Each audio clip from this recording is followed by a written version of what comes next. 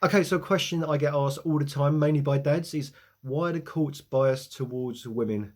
And yeah, I'm aware, I see all the time, I get women saying why the courts biased towards dads, but that's a question for another day and I will address it. So look, it's true, mothers tend to be the primary carer.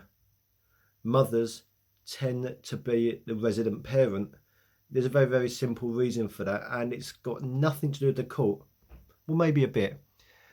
Look, before couples separate, we all know this, mothers tend to be the primary carer. They tend to do the majority of the childcare. There are parents out there that split parenting equally down the middle, but you know what? I still think it's quite rare. So mums tend to be the primary carers.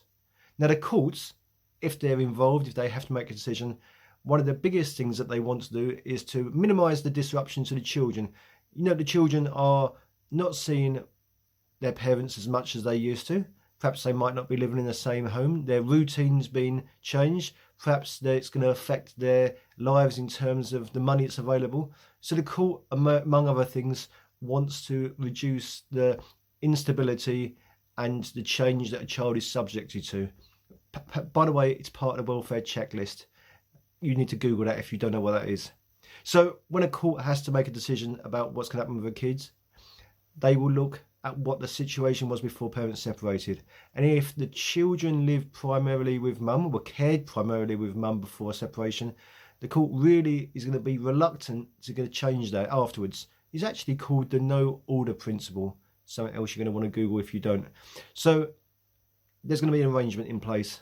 And if you're someone that is not happy with that arrangement and you say, for example, you want the kids 50-50, and dads, I'm looking at you, you're going to have to show the court why it is in your children's best interests for the arrangement was in place beforehand is now no longer suitable.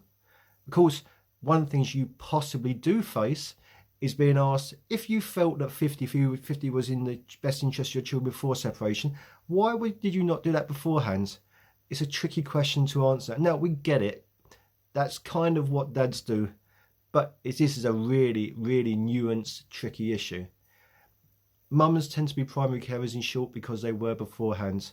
As I've discussed in previous videos, they tend to be resident parents because a lot of people have got the impression that being resident parent makes them some kind of main carer and gives them protection and they can call the police and the police will get the kids back. And we know that's not the case now because we've discussed this at length. So that's the answer to that. That's why the courts seem to be biased towards women. One last thing. There are other issues, but I'm telling you, in terms of what determines who becomes primary carer, the status quo, who was a carer before separation, that is by far the biggest indicator of what's going to happen afterwards. I hope this helps.